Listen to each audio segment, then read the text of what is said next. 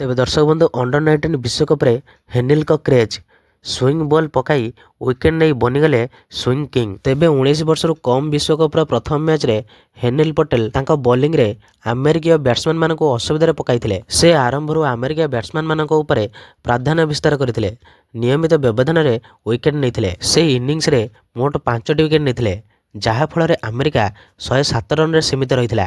ଭାରତକୁ ବିଜୟ ପାଇଁ ମାତ୍ର 108 ରନର ଲକ୍ଷ୍ୟ ଦିଆଯାଇଥିଲା। ତେବେ ହେନିଲ ପଟେଲ 28 ଫେବୃଆରୀ 2007ରେ ଗୁଜରାଟର ଭାଲସାଦରେ ଜନ୍ମଗ୍ରହଣ କରିଥିଲେ। ତେବେ 18 ବର୍ଷୀୟ ଖେଳାଳି ଭାରତୀୟ 19 ବର୍ଷରୁ କମ୍ ଦଳରେ ଜଣେ ପ୍ରମୁଖ ବୋଲର। ସେ ବଲକୁ ଉଭୟ ଦିଗରେ ସୁଇଂ କରିବା ପାଇଁ ଜଣାଶୁଣା ଏବଂ ତାଙ୍କର ସଠିକ୍ ଲାଇନ୍ ଏବଂ ଲେନ୍ଥ ତାଙ୍କ ବୋଲିଂକୁ ଅସାଧାରଣ କରିଥାଏ। ସେ ଯୁବ ଟେଷ୍ଟରେ ଇଂଲଣ୍ଡ ବିପକ୍ଷରେ ଚମତ୍କାର ପ୍ରଦର୍ଶନ କରିଥିଲେ ଏବଂ ଘରୋଇ କ୍ରିକେଟରେ ମଧ୍ୟ ଭଲ ପ୍ରଦର୍ଶନ କରିଛନ୍ତି। ଅଷ୍ଟ୍ରେଲିଆ ବିପକ୍ଷ ଯୁବ ଏକଦିବସୀୟ ସିରିଜରେ ତାଙ୍କର ପ୍ରଭାବଶାଳୀ ପ୍ରଦର୍ଶନ ତାଙ୍କୁ 19 ବର୍ଷରୁ କମ୍ ବିଶ୍ୱକପ ପାଇଁ ଦଳରେ ସ୍ଥାନ ପ୍ରଦାନ କରିଥିଲା। ତେବେ ହେନିଲ ପଟେଲ ଅଷ୍ଟ୍ରେଲିଆ 19 ବର୍ଷରୁ କମ୍ ବିପକ୍ଷରେ ଏକ ଟେଷ୍ଟର 2ଟି ଇନିଂସରେ 6ଟି ୱିକେଟ୍ ନେଇଥିଲେ। ସେ ଇଂଲଣ୍ଡ ଅଣ୍ଡର-19 ବିପକ୍ଷରେ 2ଟି ଟେଷ୍ଟର 4ଟି ଇନିଂସରେ 4ଟି ୱିକେଟ୍ ନେଇଥିଲେ।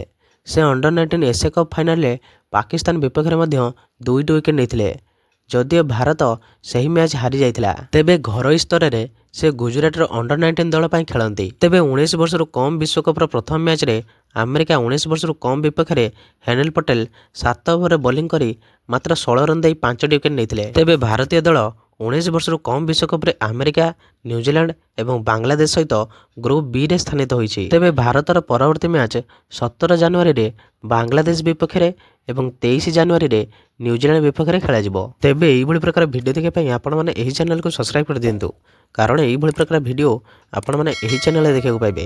ତେବେ ରହିଲି, ଜୟ ଜଗନ୍ନାଥ ସ୍ୱାମୀ, ହର ହର ମହାଦେବ।